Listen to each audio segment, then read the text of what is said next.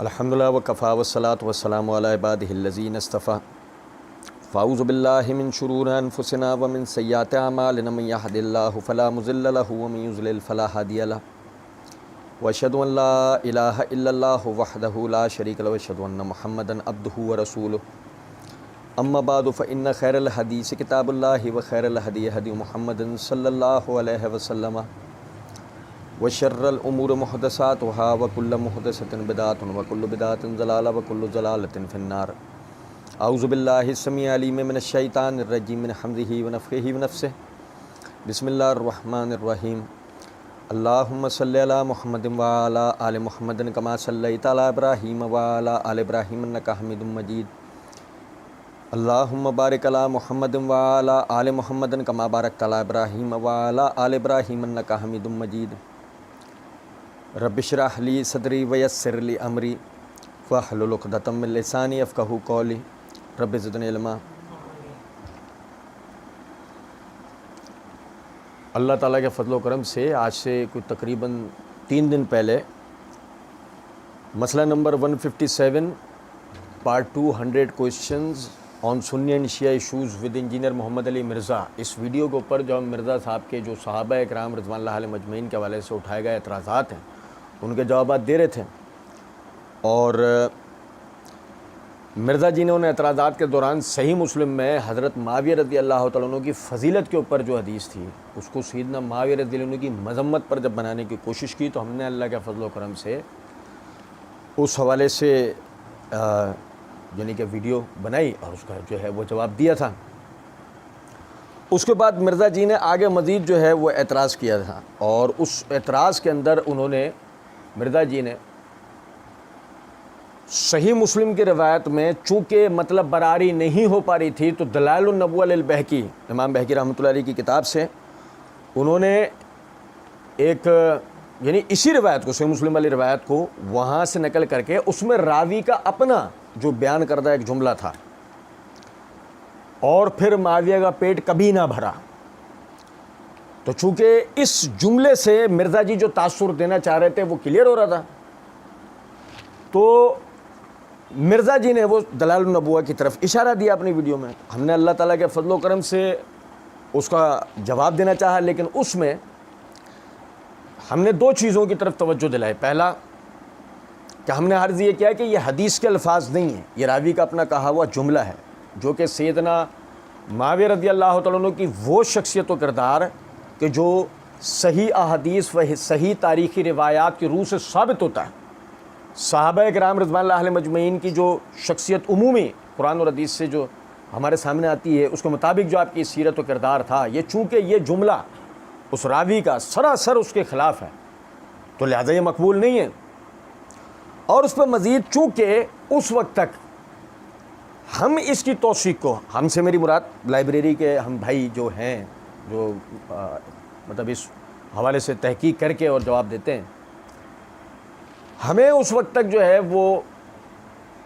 اس میں موجود ہر راوی کی توثیق پر ہم مطلع نہیں ہو پائے تھے۔ تو یہی وجہ ہے کہ جو راوی ہشام بن علی ابو علی الصرافی البصری، تو اس کی توثیق نہ ملنے کی وجہ سے میں نے یہ بات کہی تھی کہ بقیہ جو سند ہے، یعنی کہ جو سند ہے مکمل وہ صحیح مسلم والی ہے سوائے اس ایک راوی کی، یہ صحیح مسلم کا راوی نہیں ہے، ٹھیک ہے۔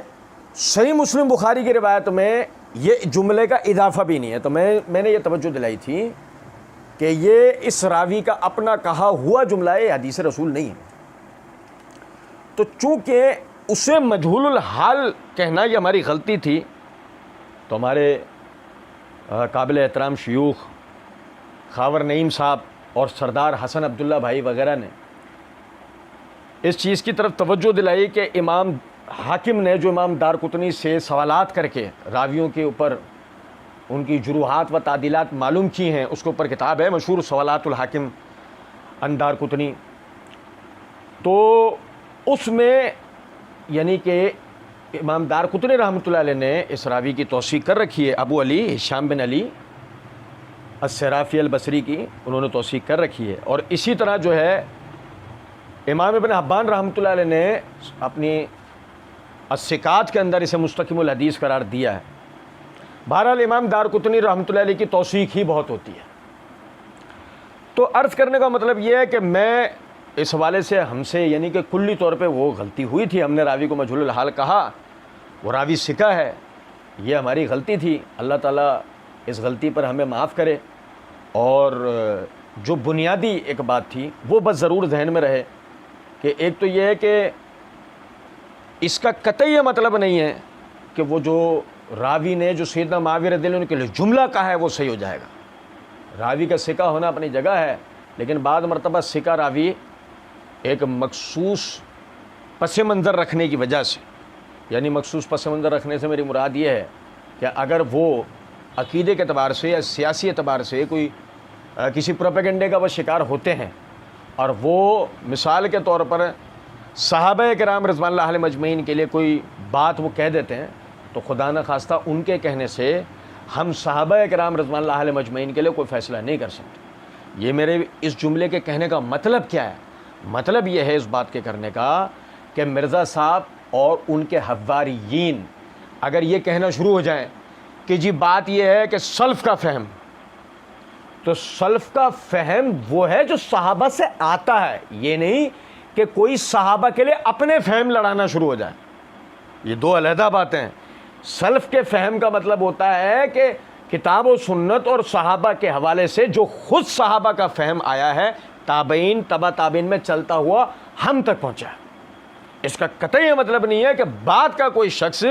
وہ ان ہمارے اسلاف کے بارے میں اپنی کوئی نقطہ شناسی کرنا شروع ہو جائے جو پایا ثبوت کو نہیں پہنچتی، بھلے اس راوی کی ثقاہت پایا ثبوت کو پہنچ جائے، لیکن وہ ان کے بارے میں جو بات کر رہا ہے وہ پایا ثبوت کو نہیں پہنچتی، اور ہم اس کے کہے ہوئے سے ان کے بارے میں کسی قسم کی کوئی بدگمانی کریں، تو یہ بھی ایک نقطہ ذہن میں رکھیں۔ ایک مرتبہ پھر ہم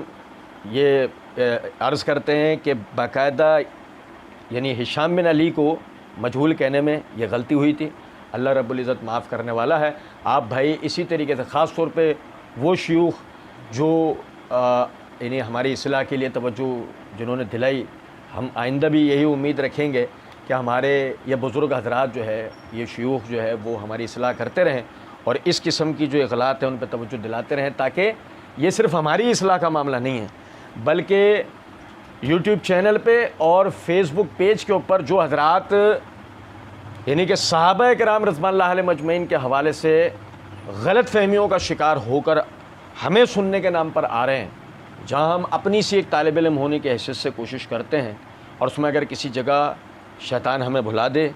یا پیر ہمارا پھسل جائے، ہم کو غلط بات کروں، یہ شیوخ اگر ہمارا ساتھ دیں گے تو ہم سمیت آنے والے تمام بھائیوں کے لیے یہ اصلاح کا باعث ہوگا۔ اللہ رب العزت ہماری غلطی معاف فرمائے اور اللہ رب العزت سمجھنے اور عمل کرنے کی توفیق دے۔ وما علینا الا البلاغ۔